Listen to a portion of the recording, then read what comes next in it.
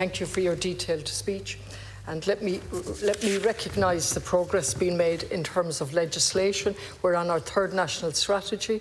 We have an action plan, and you're promising 3 pieces of very important legislation in relation to the removal of guardianship rights for a person who's been convicted of killing, the counselling reports which have already been referred to and which needs detail teasing out, and then in relation to Jenny's law. I welcome all of that. I welcome that there's extra money for Cuan. I welcome that there's extra money for refugees.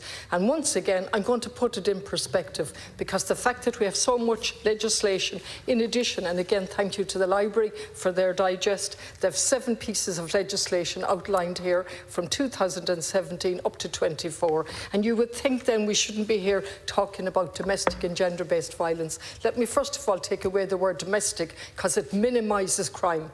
Crime is crime. And let me deal with epidemic. It is not an epidemic. An epidemic refers to disease that spreads amongst the community. This is criminality on every level. And despite all of this legislation that I've carefully watched, the numbers are depressingly, shockingly and unacceptably high.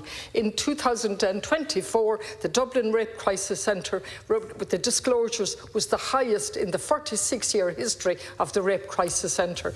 Women's Aid, which is now 50 years and into its 51st, disclosed 32,144 times they were contacted, and so on. I won't use up my short time in relation to the figures because they're truly shocking. But let me zone in on something.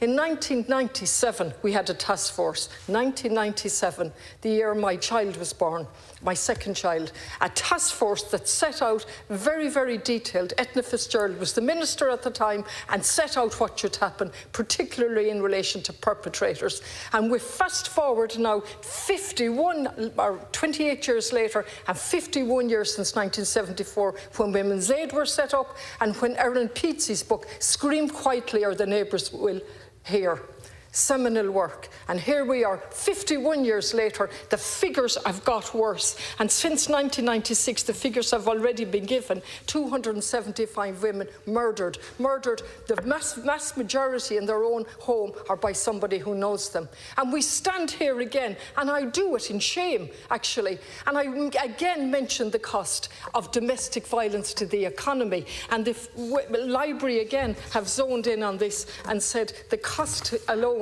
is 20 billion over a 20-year. I just get the exact figure. It's 2-point-something billion per year to the economy alone. So if I appeal to the male mind and the male model of economy, on that level alone, we're losing a fortune and costing a fortune. So while I welcome your bona fides, to think that 50-something years after Women's Aid was established, that we're still clapping ourselves on the back, that we're now going to build more refuges to take out the innocent people and allow the perpetrator. There's something seriously wrong, and part of the problem is we're describing it as domestic and we're describing it as an epidemic rather than criminality. Thank you, Deputy.